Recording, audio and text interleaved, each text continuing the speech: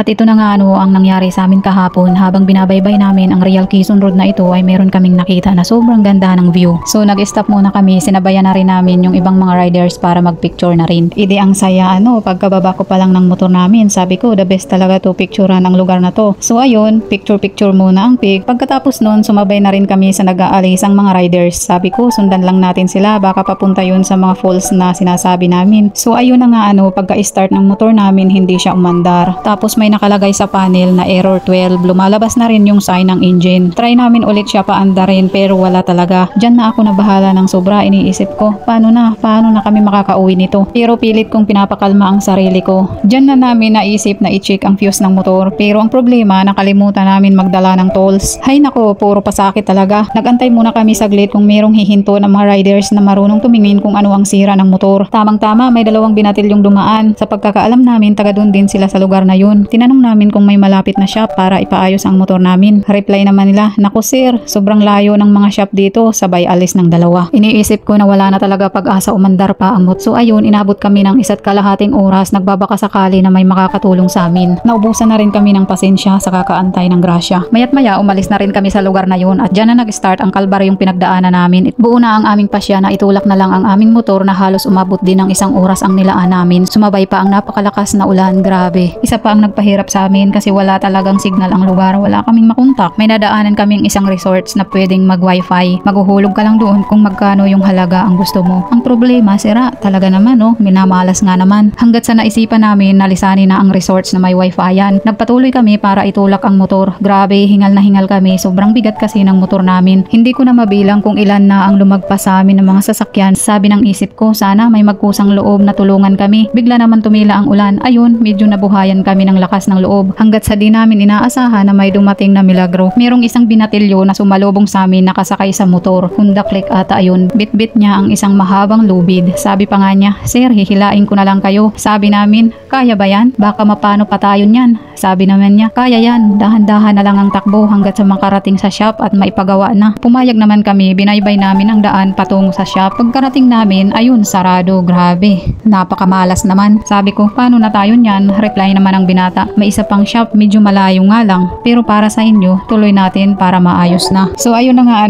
itinuloy namin ulit ang biyahe. Kahit mabagal ang takbo, umaasa pa rin kami na makakarating kami sa shop. Mabuti na lang halos lahat na pasulong ang dinadaanan namin. Kaya kung makikita nyo dyan, wala na yung lubid sa motor. Tinanggal kasi yun pagpasulong ang daan. Pero pagpaahon, kabit ulit. O diba, sobrang nakakaubos ng pasensya. Pero hanga ako sa determinasyon ni Kuyang Binatilyo, talagang sinikap talaga niya para masolusyonan ang problema na hindi naman talaga para sa kanya. Kahit mabagal ang takbo, narating din namin ang motor shop na sinasabi ni Kuya. Feeling ko abot langit ang ngiti ko nung nakarating kami. Sa wakas, maayos na rin ang motor. Yun na nga, bilang pasasalamat kay Kuyang Binatilyo sa sobrang effort niya at pasasalamat na rin syempre sa tuwa. Inabutan na lang namin siya ng 600 pesos. Di naman kalakihan yun, pero alam namin masaya siya. Kami naman nag-start na rin ayusin ang motor namin. Ayun, kaagad naman nalaman ni Kuyang Mekaniko kung saan banda ang sira ng motor. Kaya naman pala di na umandar kasi sunog na pala yung sakit dyan sa may ECU. Buti na lang hindi nadama yung iba. Alas 4 na ng hapon matapos ayusin ang motor. Bumiyahe na kami pauwi ng Laguna. 7 PM na kami nakarating. Thanks God,